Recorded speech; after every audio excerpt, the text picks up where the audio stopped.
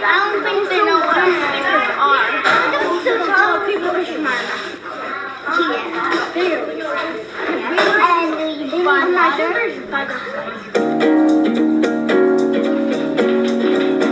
The very first thing I do, even before the students arrive, I go outside and I do a risk assessment of what's going on in the schoolyard.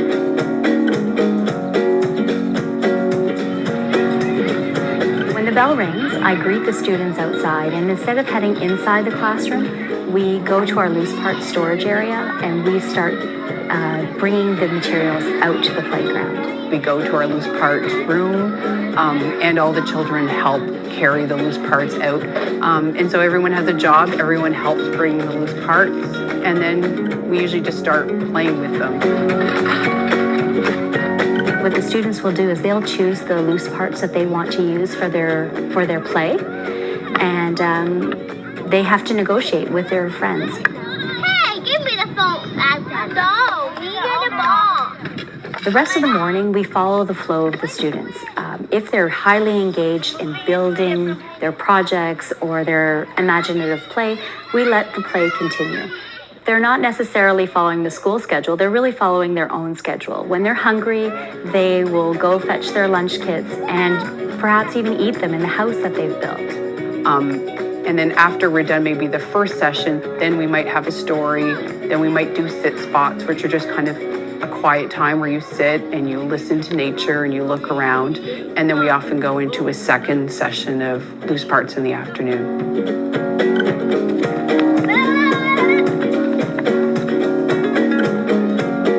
If at a certain point we feel the dynamics are changing, we may call the group in and provide another provocation to direct the play a little bit more. It can be like a story. So if you have a story about birds or about leaves, then maybe that story will lead to some ideas that the children might have for their building that day. So I find it kind of provokes another level of creativity. It gives them a little bit of direction too in their play. These are the ducks. For pretend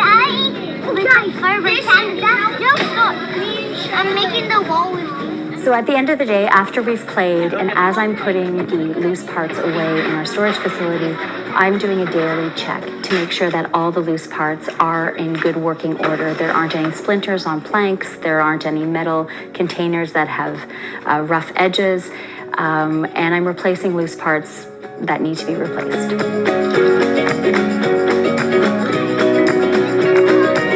I mean, it's great to be part of something that's new and exciting, but when you really see the deep impact that it has on students' everyday learning, it's amazing.